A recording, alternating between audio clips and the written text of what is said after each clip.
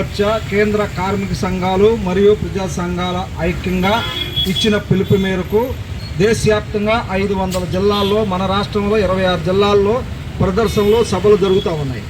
దీని యొక్క ఉద్దేశం ఏంటంటే, బీజేపీ అధికారంలోకి వచ్చిన తర్వాత బాబా అంబేద్కర్ ప్రసాదించిన రాజ్యాంగంలో కల్పించిన మౌలిక అంశాలు, ప్రజాస్వామ్య హక్కుల్ని బీజేపీ ప్రభుత్వం నిర్వీర్యం చేస్తూ ఉంది, కాలు రాస్తూ ఉంది. రైతు వ్యతిరేక, కార్మిక వ్యతిరేక, వ్యవసాయ కూలీల వ్యతిరేక, ప్రజా వ్యతిరేక విధానాలు అవలంబిస్తూ ఉంది. వీటిని వెంటనే ఉపసంహరించుకోవాలి అని కోరుతూ ఈరోజు కార్మిక సంఘ, రైతు సంఘాలు ఇచ్చిన పిలుపు మేరకు ఈ ప్రభుత్వానికి కలెక్టర్ల ద్వారా హెచ్చరిక జారీ చేయబోతూ ఉన్నాయి. ఆ ఉద్దేశంతో సభలు జరుగుతూ ఉన్నాయి. మేము చెప్పేదేనంటే, భారత రాజ్యాంగాన్ని పరిరక్షణ కోసం, భారత రాజ్యాంగం ప్రసాదించినటువంటి ప్రజాస్వామ్య హక్కుల్ని కాపాడడం కోసం ఈ ఉద్యమం నడుగుతూ ఉంది.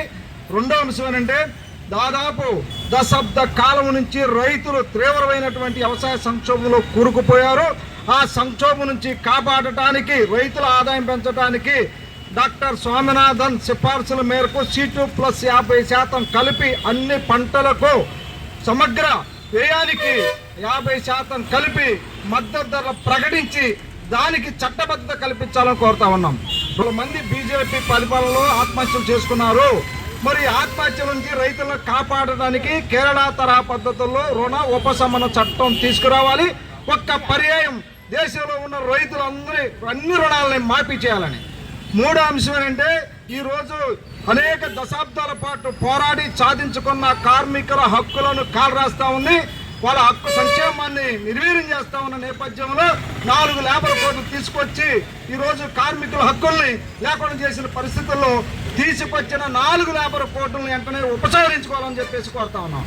మూడో అంశం ఏంటంటే, ఈరోజు వ్యవసాయ కార్మికులు పని దినాలు 200 రోజులు సంవత్సరానికి పెంచాలని, ప్రతిరోజు 600 రూపాయలు వేతనం చెల్లించాలని చెప్పి ఈ సందర్భం కోరుతా ఉన్నాం.